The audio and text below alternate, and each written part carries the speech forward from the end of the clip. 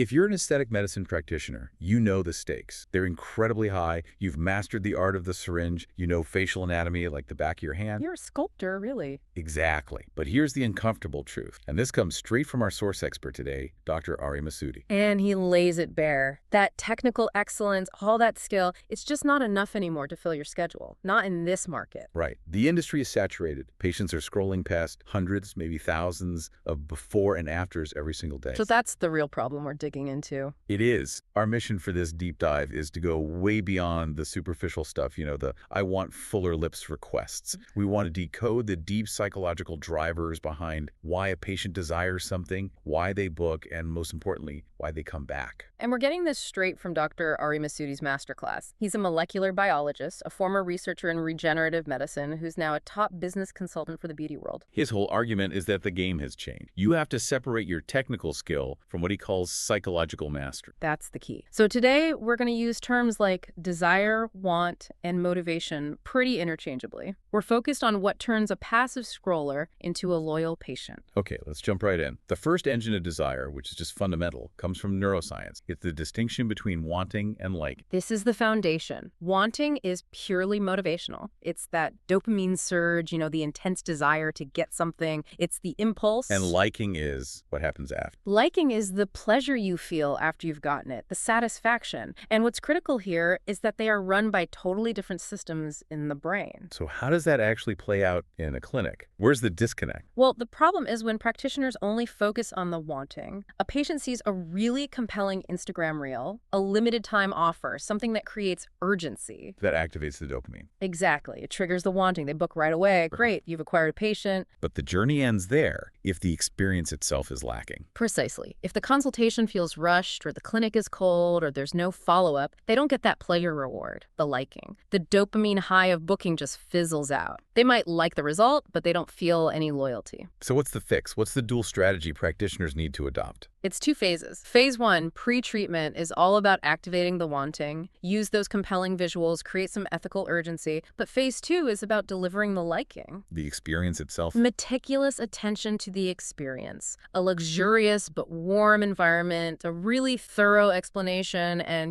post-treatment care that feels personal. The source material had a great example of this. Dr. Sarah's clever brain. It's brilliant. 2 days after a filler appointment, they send new patients a physical recovery care package. It's got premium ice packs, a healing balm, and a personalized video message. That little act, which costs maybe $40, completely shifts the dynamic from transactional to relational. The results are just staggering. They have a 78% rebook rate within 3 months. Which is insular. What's the industry average? Around 42%. It crushes it. It just proves that sustained positive regard is what fuels long-term desire, not just that first impulse. It's turning that immediate want into enduring trust. Okay, let's move to the second engine.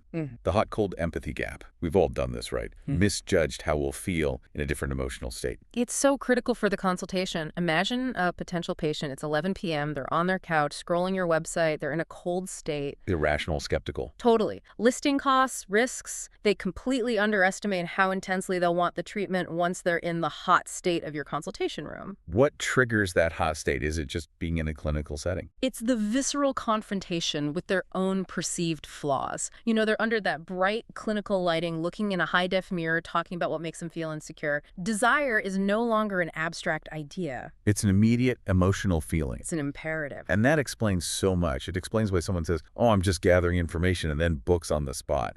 It's not that they were pushed. The environment itself activated a desire they didn't expect to feel so strongly. Exactly. And the practitioner's job is not to trick them, but to ethically manage this gap. So in your marketing, when they're in that cold state, you help them imagine the resolution, not the pain. Give me an example of that. You use language like, picture yourself at your high school reunion next year, walking in feeling absolutely confident. But hold on, isn't helping someone imagine their pain, that hot state, a bit manipulative? How does Dr. Masudi draw the ethical line here? That's a great question. The line is crossed if you invent a need that isn't there. Here, you're just aligning a solution with a need they've already identified. And once they are in that hot state, your ethical job is actually to remove friction. So, offering same-day treatment. If it's appropriate, yes. It aligns with their emotional state and reduces the chance they go home and fall back into that cold, second-guessing state. That makes sense. Reducing friction. I also remember reading about the Virtual consultation preview. Yes, a short video on your website that just walks them through the process. It shows the room, the steps. It's a mental rehearsal. It reduces the shock of the hot state and has been shown to cut no-shows by 34%. Okay, so we've covered the neurological and the state-based engines. Let's get into the third, which is all about that internal battle, the want-should conflict. This is universal. Every single patient fights this. I want this treatment now, that's the immediate gratification, but I should save money, or I should age gracefully. It's the voice of guilt. And when a patient says, I need to think about it, this is usually what they're wrestling with. It's not about your skill. Precisely. If you don't address the should, the want often loses the battle. So the action plan here is what he calls dual framing. You talk to both sides of the conflict at once. Exactly. For the want messaging, you focus on the emotional payoff, the sensory language, feel confident giving that presentation, emphasize reversibility to lower the fear of commitment. And for the should side, That's where you have to align with their higher values. You focus on medical credibility. You talk about long-term benefits like preventive treatments that compound over time. You frame it as maintenance, not vanity. the ethical positioning, natural enhancement, never overdone. You are giving them permission to believe this is a should. And the really brilliant part, according to Dr. Masudi, is literally naming your packages this way. You could have the confidence collection Which speaks to the emotional want. and the prevention protocol. Which speaks to the rational should. They could be the exact same treatment, but the framing solves a different internal conflict for a different type of patient. It's brilliant. So once you've managed that conflict, you have to bring it home in the consultation room. This gets into the power of mental simulation. Right. This is rooted in something called the elaborated intrusion theory. And it basically says that desire gets way more intense when you can vividly imagine yourself experiencing something. It makes an abstract wish feel like a tangible reality. Yes. The richer the mental picture, the stronger the motivation. So your consultation room needs to stop being an exam room and start being an imagination studio. So how do you do that? What's the multi-sensory action plan? Okay, first, use tech. 3D simulation. Don't just tell them, show them. Let me show you how this filler would look when you smile, when you talk. Make it dynamic. Second, use descriptive language about sensation. Imagine how smooth your skin will feel here. And third, the most powerful tool of all, future-pacing questions. I think these are so important. They force the patient to actually live in that desired future for a moment. They do. Instead of asking, do you want filler? You ask, what will be different about your morning routine in 6 weeks when you love your reflection? Or picture yourself at that big family dinner. How will you feel when people say you look so refreshed, but they can't quite put their finger on why? You're jumping right past the procedure and into the emotional payoff.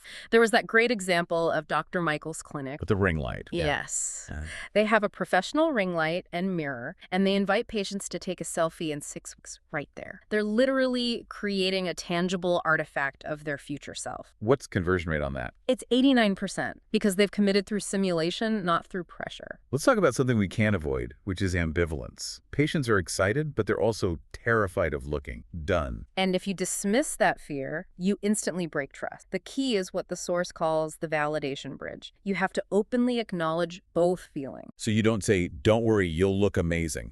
That minimizes their fear. You say something like, many of our patients feel both excited and nervous. That makes total sense. You're making an investment in yourself, and you want to be sure the results feel like you. You normalize the conflict. It builds incredible rapport. And you have to preemptively address other fears, too, like the guilt around spending the money. You frame it as a health investment. Studies show confidence directly impacts career success. That's proactive psychological management, and it connects right to the next idea, justification, the license to treat. This is fascinating research. People look for a reason to indulge after they've done something virtuous. Your patients are looking for a rational, ethical justification, and you need to provide them with the script. You're giving them the narrative they can tell themselves or their skeptical partner. Exactly. And the scripts fall into a few buckets. First is effort-based. You've worked so hard this year. You deserve this. Okay, what's the second? Altruism-based. Feeling confident helps you show up as a better parent, a better leader. And the third? Future benefit-based. A little bit of preventative Botox now means you avoid more invasive treatments down the road. So you're not just treating their face, you're treating their conscience. You're turning their own inner critic into an ally. You are. You're giving them the license, and that removes a massive psychological barrier to booking. Okay, let's shift gears to marketing. Dr. Masudi really emphasizes that we need to stop thinking about demographics and start thinking about context. Desire is fluid. It changes. The person scrolling Instagram at 10 p.m. tired and stressed, is in a totally different psychological state than the person doing deep research on a Saturday morning. So your marketing has to segment by that psychological state, a context-based content calendar. Right. So on a weekday evening, your message is aspirational, low friction. Imagine walking into the office Monday looking revitalized. The call to action is easy. Book a relaxing consultation. And on Saturday morning, They're in research mode, so you give them data-rich, detailed content. The call to action is download our treatment comparison chart. this is where those geo-targeted ads for people stuck in their morning commute come in. You're targeting a moment of frustration. Exactly. Imagine if your reflection matched your ambition. It's using their context to fuel desire. Beyond the message, there's also social proof, but he says it has to be about belonging. Yes. People don't just want a service. They want to feel like they're part of an exclusive, desirable community. So move beyond just the before and after photos. Way beyond. You need to build what are called parasocial relationships. Introduce your team as characters. Meet Sarah, our injector who specializes in natural-looking lips. Use testimonials that emphasize community. I feel like I'm part of this amazing group of women. Which is why reframing the Refer a Friend program is so smart. It's not a discount. No, it's sharing access. Give your closest friends VIP access to our community. That taps into a deep human need for connection and status. Let's do some quick hits on specialized application. Male patients. Their desire is different. It is. It's more spontaneous. They value efficiency, speed, and discretion above all else. So you skip the spa language and go straight for the competitive advantage. Correct. Looking energized gives you an undeniable edge. And offered discrete services like one doctor's executive hours from 7 to 8 a.m. That accounts for 40% of his male clients. But what about long-term patients? How do you fight that meh factor where the 10th Botox appointment just isn't exciting anymore? Hedonic adaptation. You fight it with the treatment journey framework. You can't just repeat the same thing over and over. You have to create a sense of progression. So foundation, then enhancement, then innovation. Exactly. Introduce variety, a new technique, a complementary service. You keep the brain engaged by promising novelty and forward movement. Okay, last one. Aggressive desires. Patients demanding too much, driven by filtered photos or a feeling of injustice about aging. This is almost always rooted in deep emotional distress. The source provides a 4-step redirection protocol. Step 1, validate the emotion. That feeling of frustration is real, and I hear you. Don't dismiss it. Never.